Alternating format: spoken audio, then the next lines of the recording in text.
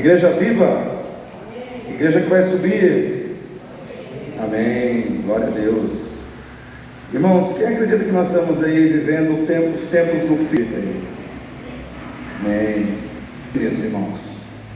E eu estava lembrando do nosso retiro de carnaval, que aconteceu na chácara, e foi uma bênção, né? Nós falamos dos desafios da igreja, dos tempos do fim. Deus renovou algumas coisas no meu coração nessa semana sobre esse tema. E eu quero falar com os irmãos hoje sobre um tema que Deus mexeu comigo nessa semana, e eu acho que a gente precisa realmente pensar nisso. E o tema é tempo de você assumir quem você é. Amém? Escutou o que o seu irmão falar: meu irmão, se assuma. É preciso a gente assumir quem a gente é em Deus. Quando é que é difícil você assumir quem você é? Quando você está num ambiente onde assumir quem você é algo difícil. Você vai ter que enfrentar oposições, problemas, dificuldades, né? Então, por isso eu quero que você abra a sua Bíblia no livro do profeta Daniel. Livro do profeta Daniel. E nós vamos pensar um pouco sobre essa temática nessa noite. E eu quero que você entre comigo na palavra e deixe a palavra de Deus entrar no seu coração. Eu desci do púlpito aqui porque eu quero ficar mais perto dos irmãos. Dá a impressão que lá eu fico muito longe às vezes, mas não quer dizer que eu também não vou pregar lá em cima, né? Mas hoje eu senti de estar aqui mais perto, estar mais junto dos irmãos aí. Daniel capítulo 1, nós vamos ler aí o versículo 1 e 2, e a gente vai pular para o 6, né? Daniel capítulo 1, versículo 1 e 2, e a gente pula para o 6 e vai até o 9. Quem achou diz amém? Amém. Então diz assim: no ano terceiro do reinado de Jeoiaquim, rei de Judá, veio Nabucodonosor, rei de Babilônia, a Jerusalém e a sitiou. E o Senhor entregou nas suas mãos a Jeoiaquim, rei de Judá, e uma parte dos utensílios da casa de Deus, e ele os levou para a terra de Sinar, para a casa de seu Deus, e pôs os utensílios da casa do tesouro do seu Deus. Versículo 6: e entre eles se achavam dos filhos de Judá Daniel, Ananias, Misael e Azarias. E o chefe dos eunucos lhes pôs outros nomes, a saber, a Daniel pôs o de Beltesazar, Ananias o de Sadraque, e a Misael o de Mesaque, e o de Azarias o de Abednego. E Daniel propôs no seu coração não se contaminar com a porção das iguarias do rei, nem com o vinho que ele bebia. Portanto pediu ao chefe dos eunucos que lhe permitisse não se contaminar. Ora, Deus fez com que Daniel achasse graça e misericórdia diante do chefe dos eunucos. Amém, igreja? Interessante, né, que Daniel ele não queria se contaminar. Eu quero perguntar para você, querido: você tem se preocupado nesse tempo em não se contaminar? Você tem se preocupado sinceramente no seu coração em não se contaminar? Nós temos que pensar sobre essas questões, irmãos. No retiro, o pastor Lucas fez um comentário muito interessante numa ministração, em que ele disse que ele conversando com uma pessoa, essa pessoa disse para ele assim: olha, o mundo está agitado, tudo parece que está contribuindo para que haja uma guerra. Se houver uma guerra entre a China e os Estados Unidos, todo o armamento bélico que Estados Unidos possui e China possui em termos de armamento nuclear, se acontecer, estourar uma guerra nesse sentido, a destruição em massa de pessoas, a mortandade em massa que aconteceria na Terra, seria algo assim que a gente não conseguiria calcular. Seria algo assim de uma dimensão grandiosa demais para a gente entender. Seria algo terrível, talvez seria a pior guerra, né, que poderia acontecer em toda a história da Terra. Só que o pastor Lucas, comentando isso, ele disse que pior que essa guerra é uma guerra silenciosa que já vem acontecendo há muito tempo e a gente não se dá conta. E eu pego o gancho aqui. Irmãos, pior do que uma guerra como essa que eu acabei de citar entre China e Estados Unidos, com bomba atômica, com bomba nuclear, pessoas morrendo fisicamente, é a guerra silenciosa da guerra ideológica, que vem acontecendo ao longo dos tempos, que vem acontecendo, irmãos, interiormente na mente, no espírito, no interior das pessoas. Pior do que uma pessoa morrer porque levou um tiro, ou porque foi esfaqueada, pior do que a morte física de uma pessoa, é aquela morte onde a pessoa continua vivendo, mas a sua esperança morreu, a sua perspectiva de futuro morreu, a sua identidade em Deus morreu. Pior do que a morte física é a morte espiritual. Pior do que morrer fisicamente aqui é você morrer para a eternidade. É você morrer depois que você morrer mesmo. Está entendendo? Porque a morte física é uma passagem, irmãos. A morte física apenas, para quem verdadeiramente está em Cristo, ela é apenas a abertura da porta para a verdadeira vida, aquela que nunca acaba, aquela que a gente vai viver na presença de Deus por toda a eternidade. Mas quem morre sem Deus aqui, aí verdadeiramente precisa se preocupar com a morte eterna. E aqui nós estamos aqui num contexto onde Daniel, Ananias e Azarias, eles foram aprisionados.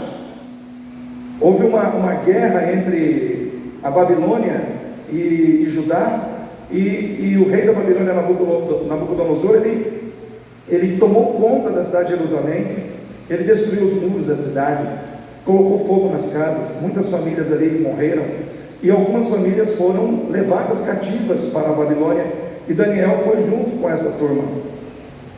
E podemos dizer assim que Daniel estava vivendo num contexto de reino, onde a sua vida e os que estavam com ele estavam agora sendo governados por um governante comprometido com o diabo, por um governante comprometido com o inimigo, por um governante que tinha o seu coração totalmente entregue nas mãos de Satanás. E quando eu penso nessa situação e trago isso para a nossa realidade hoje, e eu vou lá em 1 Coríntios capítulo 10, versículo 11, onde o apóstolo Paulo ele diz à igreja assim, ele está falando no contexto ali do capítulo 11, sobre tudo que aconteceu no deserto, quando Deus tira o povo do Egito, com o propósito de levar para a terra prometida, e ele vai falando, olha, veja quantos que saíram do Egito, e passaram pelo deserto, mas quantos morreram por causa da rebeldia? Quantos morreram por causa da murmuração? Quantos morreram por causa da idolatria? Quantos morreram por causa disso, por causa disso, por causa disso, por causa disso, por causa disso, por causa disso? Quantos ficaram no meio do caminho e não chegaram ao destino final? E ele diz, o versículo-chave que me chama a atenção aqui no 1 Coríntios 10, 11, é o 11, que diz assim, o apóstolo Paulo diz assim, estas coisas lhe sobrevieram como figuras, escritas foram como avisos para nós, para quem já são chegados os fins dos séculos, ou para quem já são chegados os fins dos tempos. Por isso eu perguntei para os irmãos, se os irmãos acreditam que nós estamos vivendo o fim dos tempos.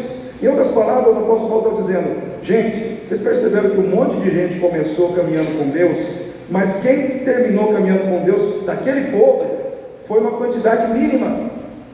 Vocês perceberam que muita gente começou, mas não chegou no fim? Muita gente começou a caminhada, mas no meio do caminho, muitos pereceram, muitos não conseguiram chegar no final, porque fácil é começar, difícil é terminar. Começar é fácil, irmãos.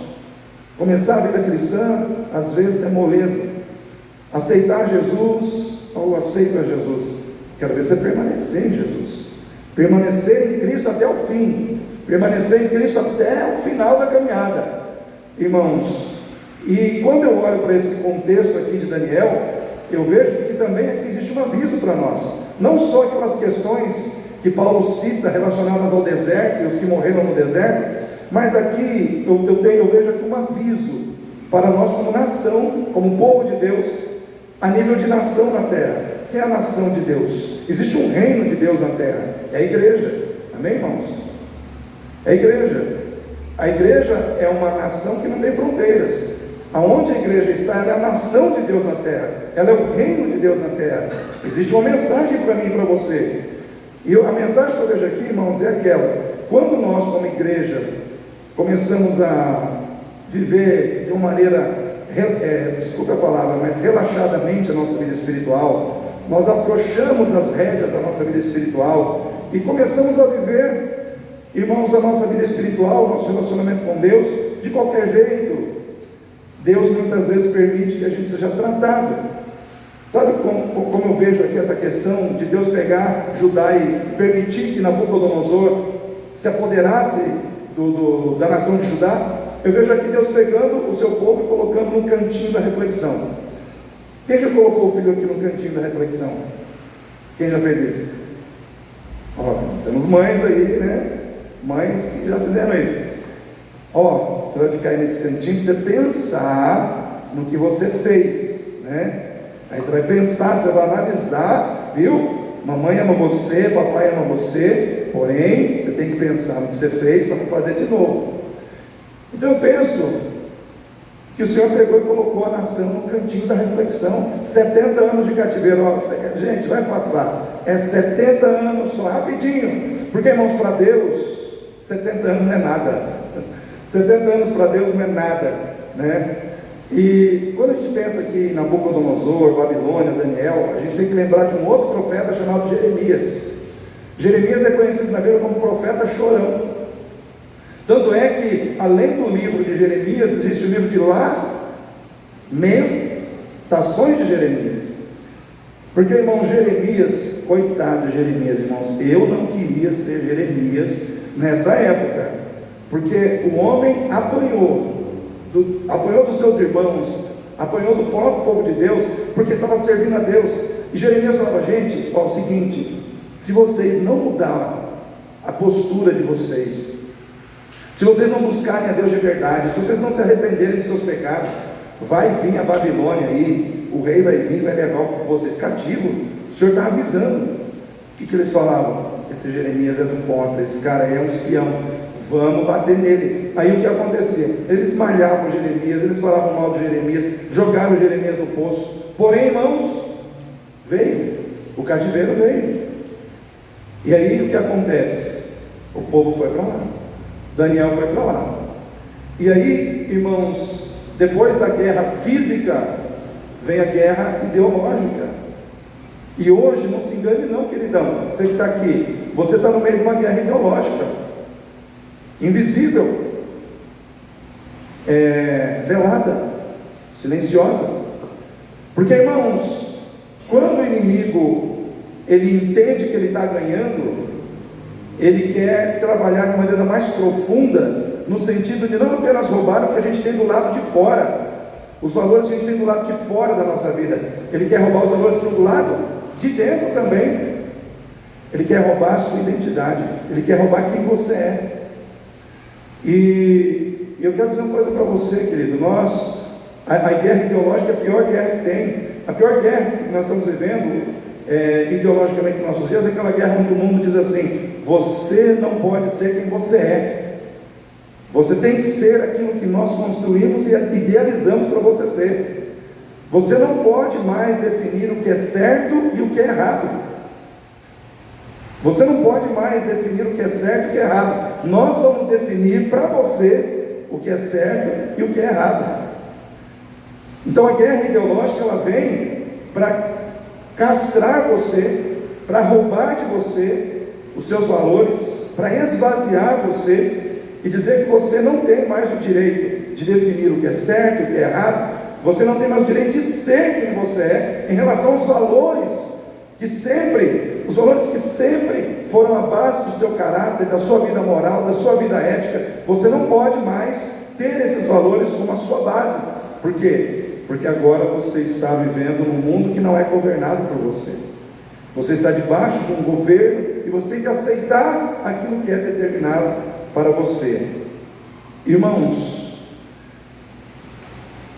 em Pernambuco, na cidade de Igaraçu, um pastor chamado Arjalon, do Ministério Dunamis, um ministério forte lá naquela cidade, ele foi preso. Quem viu isso? Irmão Sebastião? Esse pastor foi preso essa semana passada, agora no anterior, porque ele estava pregando e ele disse que feitiçaria é pecado. Ele foi preso porque ele disse que feitiçaria é pecado. Ele foi preso porque ele disse que Deus, na sua palavra, não aprova a homossexualidade.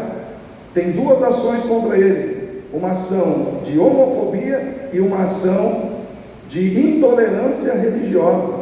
Em outras palavras, você não tem o direito de dizer o que é certo e o que é errado, porque senão nós vamos coibir você, porque senão nós vamos penalizar você, porque senão nós vamos oprimir você. Os irmãos conseguem entender o que eu estou dizendo? Irmãos, quando Daniel, Ananias, Misael e Azarias foram levados para a Babilônia, qual foi a primeira coisa que o rei mandou fazer? Troca o nome deles. Você não vai se chamar mais Daniel, você vai se chamar Beltesazar. Você também não será mais Azarias, você será Sadraque. Você também não será mais Misael, se será Mesaque. E você não será mais Azarias, você será Abednego. Em outras palavras, irmãos, o nome naquela época representava o caráter da pessoa. Daniel significa Deus é meu juiz. Amém, irmãos? Ananias significa Deus é gracioso e misericordioso. Misael significa quem é como Deus? É uma pergunta retórica e que é respondida: quem é como Deus? Ninguém é como Deus. Deus é único, Deus é soberano. E Azarias significa Deus é minha força. Em outras palavras, eles estavam querendo dizer: esquece essa situação de Deus ser a sua força, de Deus ser único, de Deus ser o seu juiz, de Deus ser misericordioso e gracioso. Isso não faz mais parte da sua identidade. Nós estamos tirando a sua identidade espiritual. Então a ação do mundo na nossa vida é essa, é de tentar, irmãos, roubar quem nós somos em relação à nossa identidade em Deus. Por isso eu disse para você: assuma quem você é. Assuma quem você é. É tempo de nós assumirmos quem nós somos. É tempo de nós nos levantarmos com coragem e dizer: eu sou de Deus, eu pertenço a Deus, eu sirvo a Deus. Irmãos, a intenção do inimigo é esvaziar você. Quem já ouviu falar da Agenda 2030, criada pela ONU? Quem gosta da teoria da conspiração? Irmãos, essa agenda, você vai lá, tem lá, se você quiser pesquisar lá, tem lá 17 objetivos nessa agenda. Mas por trás daqueles 17 objetivos que falam da erradicação da pobreza, da fome, da igualdade de gênero entre homem e mulher, enfim, tem tantos ali objetivos, parecem objetivos bons e tal, mas por trás desses objetivos, na sua essência, o que eles querem fazer? Eles querem dar um reset, irmãos, moral, ético e espiritual, na mente das pessoas, dizendo assim: todos os valores que vocês aprenderam até agora estão errados. Aqui são os novos valores que vocês precisam viver. Ou seja, nós vamos ditar o modelo de vida que você tem que viver. Em outras palavras, a Agenda 2030, o propósito dela é esvaziar você, deixar você como uma pessoa oca, para colocar dentro de você o que eles quiserem pôr. Esvaziar você do seu conteúdo moral, do seu conteúdo ético, do seu conteúdo espiritual, para encher você do conteúdo que eles quiserem encher. E fazer de você uma pessoa no modelo do mundo, no modelo do mundo moderno. Irmãos, em outras palavras, a intenção do inimigo é desconstruir quem você é para te reconstruir de novo. Só que nós precisamos entender que aquele que está em Cristo tem que permanecer em Cristo até o fim. Amém? Aquele que está em Cristo precisa permanecer em Cristo até o fim. Eu não sou contra, irmãos, quem defende políticas públicas de antirracismo. Eu não sou contra, irmãos, quem defende políticas públicas de igualdade de gênero entre homem e mulher. Eu não sou contra, irmãos, quem defende políticas públicas de proteção às pessoas LGBTQI, não sei o que mais.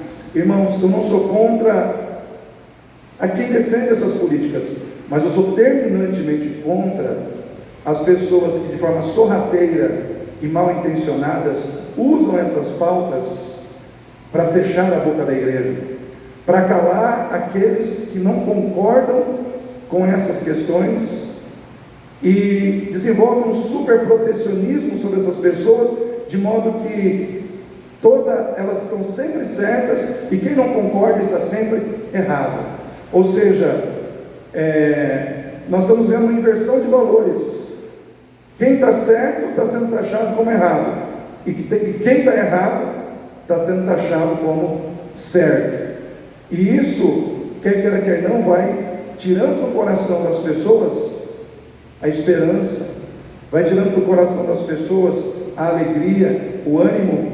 Por quê? Porque vê o mal prevalecendo, porque vê a injustiça prevalecendo no lugar da justiça, porque vê a mentira prevalecendo no lugar da verdade. E eu pergunto para os irmãos, a gente tem visto isso, irmãos, nos nossos dias, sim ou não? Sim ou não, igreja? E eu quero deixar bem claro, porque eu sei que está sendo gravado, para que amanhã ou depois ninguém venha me prender ou querer jogar uma ação jurídica sobre a minha vida. Eu não sou contra pessoas, eu não sou contra quem está na homossexualidade. Para mim, a alma de um homossexual ou de um heterossexual tem o mesmo valor diante de Deus. Para mim, a alma, irmãos, de um político corrupto ou de uma pessoa íntegra tem o mesmo valor diante de Deus. Para mim, a alma, irmãos, de uma pessoa que defende o feminismo e não se submete de maneira nenhuma a nenhum homem, tem o mesmo valor de uma mulher que é submissa ao marido, por uma questão de amor a Deus, obediência à palavra, em relação à sua conduta espiritual. Para mim, a alma de um ou de outro tem o mesmo valor diante de Deus. Porém, nós temos que entender que essas questões, elas não podem, irmãos, nos levar a nos desviarmos do propósito de sermos pessoas de Deus. Eu e você precisamos, diante dessas questões todas, entendermos quem nós somos e o que nós temos que defender. Nós não somos contra pessoas, eu sou pela verdade. Se a Bíblia diz, e como está escrito lá em Deuteronômio 18:9, não se achará entre ti quem faça passar pelo fogo seu filho ou sua filha, nem agoureiro, nem feiticeiro, nem adivinho, nem quem consulte os mortos, nem espírito adivinhador, porque essas coisas são abominação a Deus. Isso não é o pastor Galdinei que diz, é a Bíblia. Eu não estou aqui para falar do que eu penso ou do que eu acho, eu estou aqui para pregar a palavra de Deus. Então, se a palavra de Deus diz que isso é abominável a Deus, foi Deus que disse.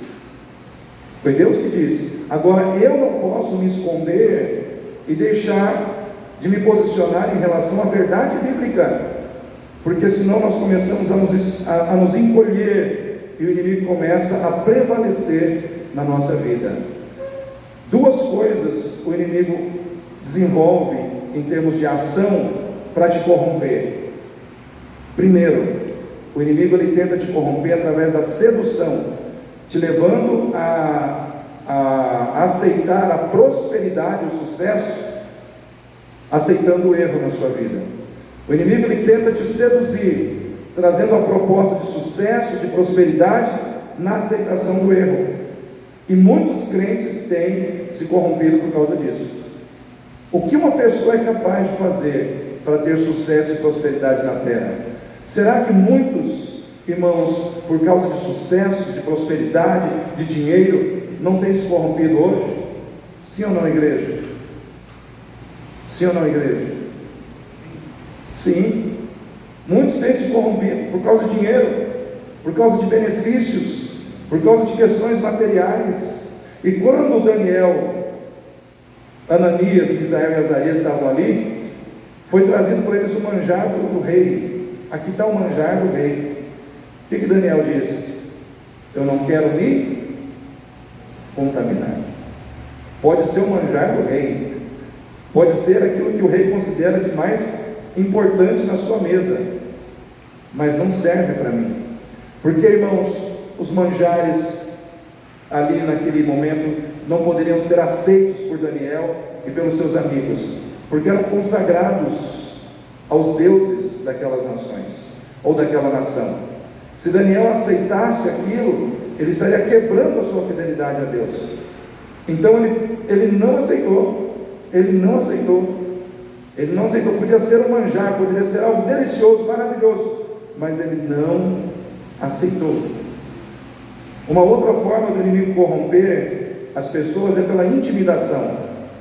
Isso aconteceu lá adiante com Sadraque, Mesaque e Abednego diante da fornalha. Se vocês não se prostrarem, vocês serão lançados aonde?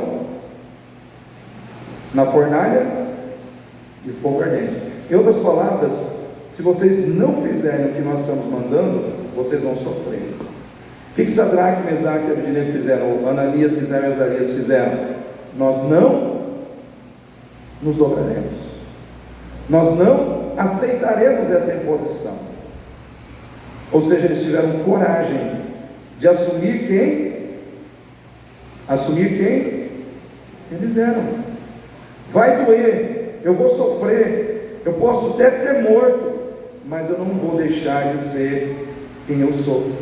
Eu não vou deixar de me assumir como alguém que serve a Deus, como alguém que tem compromisso com Deus de Israel. Eu não vou deixar de ser quem eu sou por causa de prosperidade, por causa de dinheiro, por causa de cargo. Eu não vou deixar de ser quem eu sou porque eu estou sendo ameaçado por uma situação que vai trazer dor, que vai trazer sofrimento sobre a minha vida. Eu não vou deixar de ser quem eu sou. Irmãos, nós precisamos ter essa mesma postura. Nos dias de hoje, tem muitos crentes que estão cedendo à tentação de fazer a vontade do inimigo, de atender aquilo que o inimigo quer. Nós temos que nos posicionar.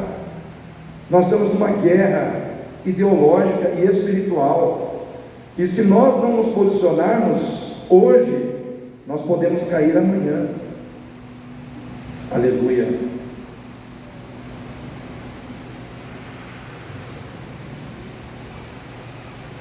Os irmãos entendem o que eu estou falando? Irmãos, tudo começa aqui dentro.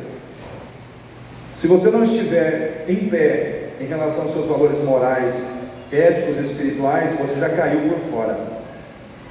O inimigo, ele quer derrubar você de dentro para fora, seja te seduzindo ou seja te intimidando, ele quer te corromper.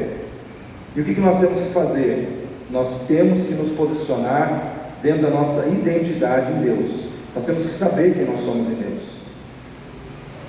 Quem está em Cristo aqui? Você sabe quem você é em Cristo? Primeiro, em Cristo você é filho de Deus. Amém? Fala assim: eu sou filho de Deus. Filho de Deus. Se você é filho de Deus, as pessoas precisam ver em você o caráter de um filho de Deus. As pessoas precisam ver em você o amor de um filho de Deus. As pessoas precisam ver em você a generosidade de um filho de Deus. As pessoas precisam ver em você a obediência de um filho de Deus, porque você é filho de Deus. A Bíblia também diz que nós somos ovelhas de Jesus. Então as pessoas precisam olhar para nós e ver nós e nos ver seguindo quem, irmãos? Quem que nós temos que seguir como ovelhas? Quem que é o nosso pastor? Você tem que seguir Jesus. Eu olho para a Isadora, eu vejo ela seguindo a Jesus. Ela é de Jesus. Eu olho para o Davi e vejo ele seguindo a Jesus. As pessoas precisam olhar para nós e reconhecer que nós somos ovelhas de Jesus, porque estamos seguindo a Jesus. A Bíblia também nos diz que nós somos sal da terra. E o sal da terra, irmãos, o que ele faz? Por onde ele passa, ele contagia o ambiente com o sabor da vida de Deus. Ele faz a diferença. Aonde ele passa, o sabor da vida de Deus aparece ali. Ou seja, se na vida de Deus tem santidade, quando as pessoas têm contato com você, quando as pessoas se relacionam com você, elas experimentam a santidade de Deus. Quando as pessoas se relacionam com você, elas experimentam na sua vida o amor de Deus. Por quê? Porque você é sal, e aonde você passa, o sabor da vida de Deus passa com você. Amém? Agora, se você começar, quem é marido aí? Levanta a mão os maridos aí. Se você, como marido, começar a tratar a sua esposa como o incrédulo trata, e muitas vezes maltratando, desprezando, não honrando, você está deixando de ser salvo. Se você, como crente, começa a fazer negócios, os seus negócios começam a ser iguais, ou vamos dizer assim, começam a ser feitos da mesma maneira como o incrédulo faz os seus negócios. Como é que o incrédulo faz os seus negócios? Ele não leva muito a sério a questão da honestidade, ele sempre quer levar vantagem, ele sempre quer ter o ganho, e o outro é o outro, né? Se nós começarmos a agir assim, nós perdemos a nossa diferenciação de vida. Se nós começarmos a achar que mentir, ter sexo antes do casamento, ou fazer sexo antes do casamento, tudo isso é normal, porque as pessoas lá fora fazem isso de forma normal, nós perdemos a nossa capacidade de sermos sal da terra, porque perdemos a nossa diferenciação de vida. O que faz de você ser sal da terra é você viver de modo diferente daqueles que não conhecem a Deus. E hoje, irmãos, parece, muitas vezes dentro das igrejas, que nós estamos vivendo em meio a uma multidão de gente, de pessoas que dizem que estão em Cristo, mas estão mortas.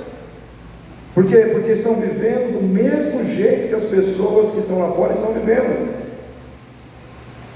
A Bíblia diz, lá em Efésios 5,14, desperta, tu que dormes, levanta-te dentre os mortos, e Cristo te esclarecerá. Essa palavra vem para a igreja, dizendo: igreja, desperta, desperta, você não está morta, mas está dormindo. Você está vivendo como os demais estão vivendo. Desperta do que dormes, levanta-te dentre os mortos, e Cristo te esclarecerá. Então, quando nós começamos a viver como quem não tem Deus está vivendo, a gente deixa de ser salvo. A Bíblia diz também que nós somos a luz do mundo. A luz do mundo. Lá em Filipenses 2,15, o que diz Filipenses 2,15, irmãos?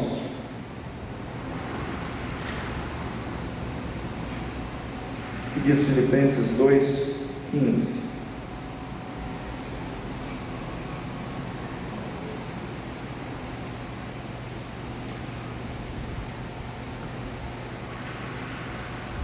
Aqui na minha Bíblia diz assim: para que sejais irrepreensíveis e sinceros, filhos de Deus, inculpáveis, no meio de uma geração corrompida e perversa, entre a qual resplandeceis como astros no mundo.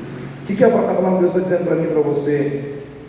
Que eu e você devemos ser filhos de Deus, inculpáveis, irrepreensíveis, no meio de uma geração corrompida, que a gente resplandeça como astros, que a gente resplandeça, irmãos, como um luzeiro, como uma luminária de Deus no meio das trevas. A luz, ela serve para esclarecer, para trazer esclarecimento das situações. A luz, ela serve para dar direção. No passado, quando os navios, não tinha GPS, né, irmãos? Não tinha GPS, não tinha nada disso, não tinha Waze, não tinha nada disso. Os navios se guiavam pela luz das estrelas e pela luz dos faróis. Em época de tempestade, tinha que ter um farol lá na praia. Aquele farol ficava. Aí o comandante do navio, ele via a luz e ele ia em direção àquela luz, para ele chegar aonde ele precisava chegar. Hoje as pessoas precisam saber como é que se serve a Deus, como é que se vive em paz com Deus. As pessoas precisam entender como se vive em paz com Deus, como se tem salvação em Deus. E quem é que vai revelar isso para as pessoas? Quem é que vai esclarecer isso para as pessoas? Eu e você, irmãos. As pessoas precisam pensar assim: eu preciso saber como é que se anda com Deus. As pessoas têm que olhar para o Gabriel, e o Gabriel ser referência. Eu estou olhando para o Gabriel, e através da vida dele eu estou entendendo como é que se serve a Deus, como é que se anda em paz com Deus, como é que se faz a vontade de Deus. Tem que olhar para o irmão Kleber. Por quê? Porque o irmão Kleber é luz. Ele é o referencial de uma pessoa que tem vida com Deus. Então, quando nós, irmãos, pensamos em assumir a nossa identidade, nós temos que olhar para tudo isso. Nós temos que ser filhos, nós temos que ser ovelhas, nós temos que ser sal, nós temos que ser luz. Tudo isso faz parte da nossa identidade. Você está na terra para ser um referencial de Deus. As pessoas precisam olhar para você e ver Deus em você.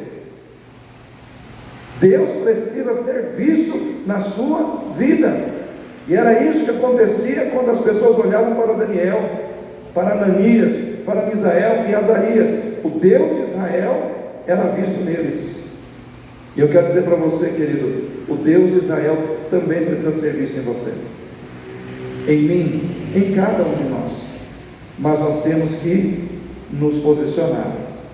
Amém, irmãos? Todos entenderam isso? É tempo de assumir quem você é. Não, irmãos, não perdendo a disposição de servir a Deus quando as coisas parecem que estão dando errado. É fácil servir a Deus quando tudo está dando certo, irmãos?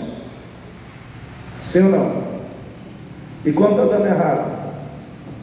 É um pouquinho mais difícil, né?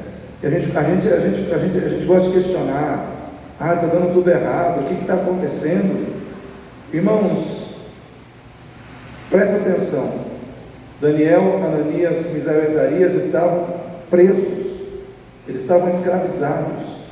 Não era do desejo deles estar ali, não era da vontade deles estar ali. Aparentemente tudo deu errado, mesmo eles fazendo tudo certo, porque, irmãos, eles não foram para lá por culpa deles mesmos. Eles simplesmente faziam parte de um contexto maior, que estava além de suas forças. Porém, o que deu errado para os outros, também deu para eles. Os irmãos conseguem entender o que eu estou dizendo? Existem momentos na nossa vida em que a gente vai estar fazendo o que é certo, vai estar fazendo as coisas do jeito que Deus quer, e de repente as coisas não vão acontecer do jeito que nós gostaríamos. E nós não podemos perder a alegria e a disposição de servir a Deus quando isso acontecer. Estou passando pela dificuldade, estou passando pela perda, estou passando por uma situação que aparentemente eu não estou entendendo por que eu estou passando, mas eu estou firme na presença de Deus, estou em paz com Deus, estou disposto a louvar a Deus. Essa situação não vai roubar a minha alegria e nem a minha disposição de servir ao Senhor. É assim que nós temos que encarar as situações. Eles estavam na Babilônia, eles estavam presos, eles estavam cativos, mas eles estavam em paz com Deus. O relacionamento deles com Deus estava firme no meio daquela situação. Como é que está o seu relacionamento com Deus hoje, diante dos seus problemas, diante das suas lutas, diante das suas dificuldades, quando as coisas não acontecem do jeito que você quer? Eu fico pensando, irmãos, que é exatamente nesse momento, quando nós estamos passando pelos apertos, pelas dificuldades da vida, é ali que Deus verdadeiramente quer receber o nosso louvor e a nossa adoração. Porque o verdadeiro louvor, ele sobe a Deus como sacrifício. Porque o louvor é o sacrifício de lábios que confessam ao Senhor. E quando eu penso nisso, eu penso em Paulo e Silas na prisão, presos, acorrentados, mas à meia-noite louvando a Deus. Às vezes você vai passar por situações que você não gostaria, mas é ali que Deus vai ver se você tem louvor, se você tem gratidão, se você tem esperança de ver as coisas mudar, apesar do momento que você está vivendo. Nós, irmãos, como crentes, precisamos ser as pessoas mais preparadas para passar por problemas, porque nós temos um Deus que nos faz fortes em meio aos problemas, Enquanto que aquele que está lá fora sem Deus, ele não tem essa segurança que você tem. Ele não tem essa força que você tem. Você tem a presença de Deus com você. E isso tem que fazer toda a diferença. Você não tem que louvar a Deus porque a circunstância é boa. Você não tem que louvar a Deus porque, vamos dizer assim, o ambiente te beneficia. Você tem que louvar a Deus porque Deus está com você e porque você tem Deus na sua vida. Deus está com você. Isso é motivo para você louvar a Deus. O que disse Davi? Ainda que eu andasse pelo vale da sombra da morte, não temerei mal algum. Por quê? Tu estás comigo. Tu estás comigo. Irmãos, Davi não estava apoiado nas circunstâncias. Davi não estava apoiado nas pessoas que o cercavam. Davi não estava apoiado na sua força. Davi estava apoiado no Deus que o acompanhava. E eu quero dizer para você, querido, Deus que acompanhava Davi, Ele acompanha você nessa noite. Ele acompanha você hoje. Então não desanime. Você pode estar no pior dos ambientes, mas você tem o melhor Deus na sua vida, o único Deus na sua vida. Não importa se o ambiente é ruim, o que importa é que Deus é bom. Não importa se o ambiente é contrário a você, o que importa é que Deus está ao seu favor. Pode o mundo estar contra você, irmão. Se Deus estiver a teu favor, você vai prevalecer. Amém? Essa certeza você tem que ter no seu coração. Porque tem uma frase que diz assim, que um com Deus é multidão. E é verdade. Às vezes a gente olha demais para os problemas, a gente olha demais para as circunstâncias e começa a se apavorar e esquece de olhar para quem nós devemos olhar, que é o nosso Deus. Enquanto todo o exército de Israel olhava para Golias e permitia que o medo entrasse em seus corações e tomasse conta da sua alma, Davi olhou para o Senhor. Todo mundo falou: nossa, você viu como Golias é grande? Viu o tamanho da espada de Golias? Viu o tamanho do capacete de Golias? Eu fico imaginando, irmãos, que eles ficavam ali exaltando Golias, exaltando o tamanho do Golias. Davi não quis nem saber quem é esse incircunciso filisteu para afrontar o Deus Todo-Poderoso, o Senhor dos Exércitos. Pare de ficar exaltando o seu problema e comece a exaltar o Deus que te guarda, o Deus que te protege. Às vezes a gente fica exaltando o problema, falando do problema, falando da grandeza do problema. A gente tem que falar da grandeza de Deus, irmãos. A gente tem que falar da grandeza do nosso Deus, para que a gente possa realmente viver aquilo que Deus tem para nós. Terceiro ponto, irmãos, você precisa assumir quem você é. Você não pode aceitar se alimentar com aquilo que fortalece o inimigo na sua vida. Houve um momento em que o manjar foi trazido para Daniel, foi trazido para Ananias, para Misael e para Azarias, e Daniel disse: eu não vou me contaminar. Ele não aceitou se alimentar com aquilo que era do inimigo, porque se ele fizesse isso, ele fortaleceria a presença do inimigo na sua vida. E eu quero dizer para você, querido, escolha aquilo que vai alimentar você.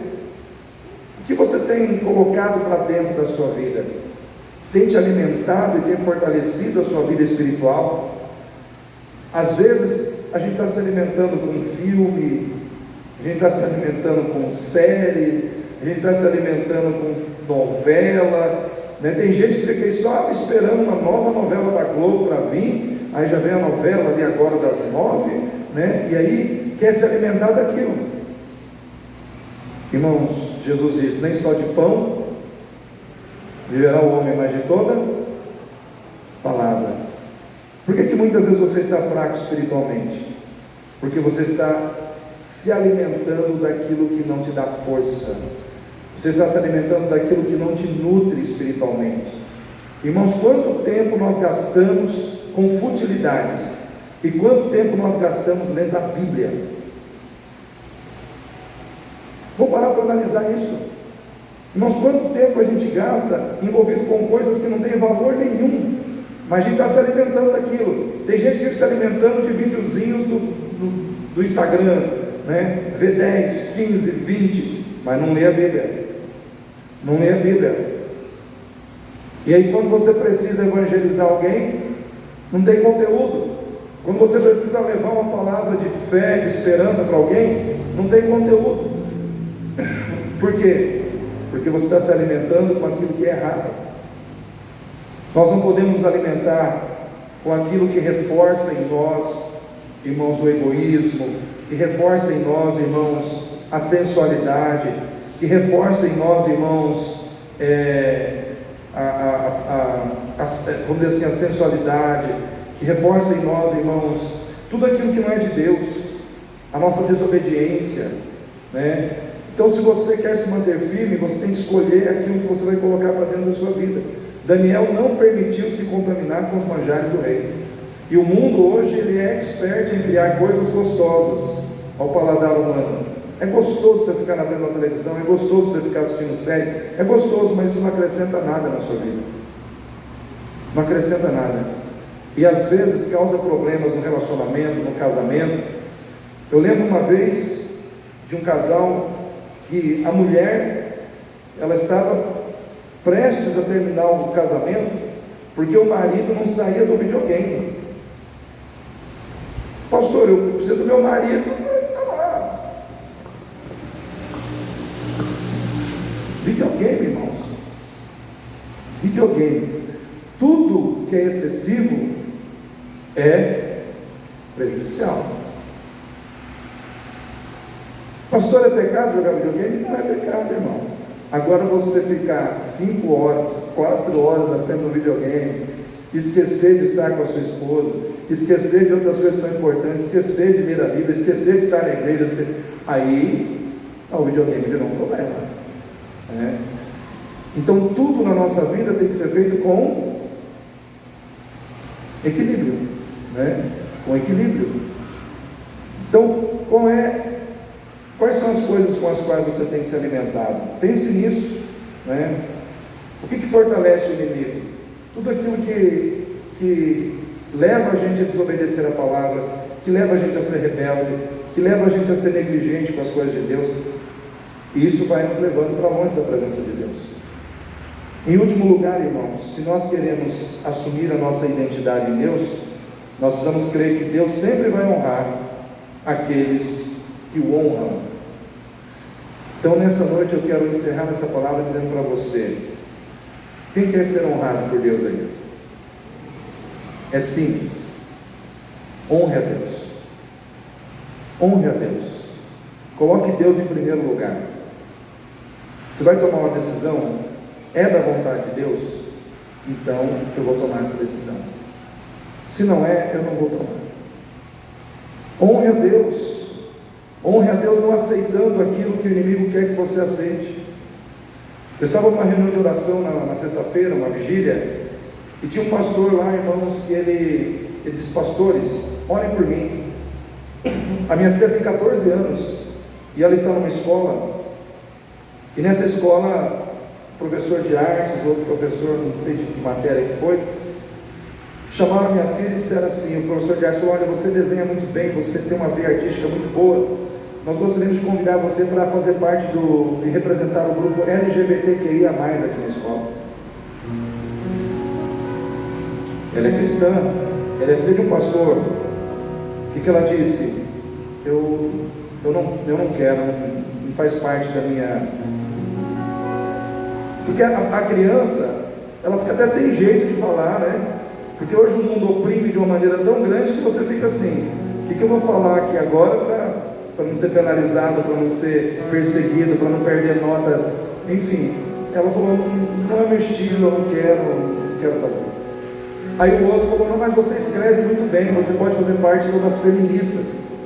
Ou seja, só tem grupo do capeta. Só, irmãos, e isso acontecendo com a filha dele, mas você acha que pode não estar acontecendo com um monte de gente aí fora? Ele chamou a filha dele e falou: filha, não aceito. fica firme, né? Honre a Deus, honre a Deus. Ela pode ser penalizada na escola? Pode, mas ela tem que estar em paz com Deus. Irmãos, o mundo está tentando te corromper, e se você deixar, ele vai te corromper. Lembra do que eu falei no início? Nem todos que começam chegam no final. Quem que vai chegar no final? Quem permanecer fiel até o fim. Aquele que perseverar até o fim, este será salvo. Preste atenção, aquele que perseverar até o fim, este será salvo. Então persevere em ser fiel a Deus, persevere em honrar a Deus. Eu posso perder aqui, mas eu não posso perder na eternidade. O que eu falei no início? A pior guerra não é aquela onde você morre fisicamente aqui, é aquela onde você morre espiritualmente para Deus. Se você perder carro, se você perder emprego, se você perder dinheiro nesse mundo, tudo isso é ajustável. Mas se você perder Deus, você perdeu tudo. Os irmãos estão entendendo o que eu quero dizer? Você pode perder tudo aqui, irmão. A sua segurança não está no seu dinheiro. A sua segurança não está nas coisas materiais que o mundo te oferece. A sua segurança está no Senhor, que fez os céus e a terra. Ele que te sustenta, Ele que vai te sustentar até o fim. Nós não podemos perder a nossa fé, nós não podemos perder o nosso caráter espiritual, nós não podemos perder a convicção de que estar em Cristo é a melhor coisa da nossa vida. E se nós deixarmos o mundo, ele quer roubar isso de nós, ele quer fazer com que você deixe de ser um cristão para ser mais um perdido no mundo. Nós não podemos aceitar perder quem nós somos. Por isso eu digo para você, assuma quem você é, assuma quem você é em Deus, assuma quem você é em Cristo. Ah, mas o fulano vai brigar, o ciclano vai discutir, não importa. Você está preocupado em fazer a vontade das pessoas ou você está preocupado em fazer a vontade de Deus? Irmãos, eu posso ser preso aqui ainda nessa igreja, porque eu estou muito inconformado com a injustiça que nós estamos vivendo hoje no nosso Brasil, aonde o certo está tratado como errado e o errado sendo tratado como certo. Pega aí o homem que foi presidente há alguns dias e vai lá no cartão de vacina dele para tentar montar um processo jurídico para dizer que ele está errado, mas ele não participou de mensalão, de petrolão, não participou de esquemas financeiros que lesaram o país. Mas só que isso ninguém vê, e isso ninguém fala, porque está todo mundo com medo, porque está todo mundo acuado. Ai pastor, mas veio o 8 de janeiro, prenderam as pessoas, bateram nas pessoas, tem gente presa ainda, que nunca roubou, que nunca matou, que nunca fez nada de errado. Tem gente inocente preso lá, passando uma dificuldade terrível, e ninguém está vendo essas pessoas. E está todo mundo calado. Irmãos, é como eu disse, eu posso ser preso só por falar essas coisas, mas eu não vou deixar de assumir quem eu sou. Eu sou de Jesus, eu creio em Jesus, eu estou firmado nele, é nele que eu estou esperando. Então eu quero dizer para você nessa noite, não deixe o inimigo te intimidar, não deixe o inimigo fazer com que você desista de ser quem você precisa ser. Nós precisamos assumir quem nós somos. Eu sou de Jesus, eu tenho que viver para a glória dele, eu tenho que viver de um jeito que a vida dele se manifeste na minha vida. Então nós precisamos, irmãos. Mas vai gostar, não vai gostar. Irmão, não estou preocupado com isso, estou preocupado se Deus vai gostar, se Deus vai gostar. Porque não adianta, irmão, você estar na igreja e você não estar em Cristo. Deus não vai salvar quem é batista. Eu vou dizer uma coisa para você, vai ter muito batista que vai para o inferno, como vai ter muito assembleiano que vai também. Por quê? Porque tem muita gente que se converte à denominação religiosa, mas não se converte a Cristo. Nós precisamos nos converter a Jesus. Você precisa ser de Jesus. Não é tempo de ficar brigando por causa de igreja, por causa de denominação. É tempo de a gente se converter a Cristo. É tempo de a gente estar em Cristo. É tempo de a gente viver em Cristo. É tempo de a gente assumir a Cristo na nossa vida. Por quê? Porque estamos nos tempos do fim. E o grande desafio do crente é permanecer salvo. Sabe qual é o grande desafio teu, irmão? É não negar a sua fé. É não desistir de ser crente. É não desistir de estar com Deus. É permanecer fiel a Cristo até o fim. Então nessa noite, que essa palavra venha te incomodar, que essa palavra venha mexer no teu coração, mas que você saia daqui pensando e refletindo sobre o tempo que a gente está vivendo. Nós não podemos viver com medo do diabo, nós não podemos viver com medo do sistema. Nós temos que entender que nós somos de Deus e Deus é por nós. E se Deus é por nós, quem será contra nós? Então, nós não temos aqui que brigar com ninguém, nem sair no braço com ninguém, e nem afrontar ninguém. Nós temos que professar a nossa fé. Eu só sei de uma coisa: Jesus Cristo morreu na cruz, seu sangue foi derramado para o perdão dos nossos pecados, e só quem está em Cristo vai para o céu. É isso que eu sei, é isso que eu tenho que pregar. Você precisa de Jesus. Ah, mas eu estou na igreja, eu sei que eu digo, irmão, você tem que entregar a sua vida para Jesus. Nada adianta você ter feito inúmeros cursos na igreja, conhecer a Bíblia de Gênesis e o Apocalipse. Você entregou sua vida para Jesus, entendeu que Ele é o seu Senhor, o seu Salvador, está vivendo nele, está renunciando por Ele a sua vida. Então você está no caminho certo. Quem recebe essa palavra aí? Então fique em pé nesse momento, para que nós possamos orar.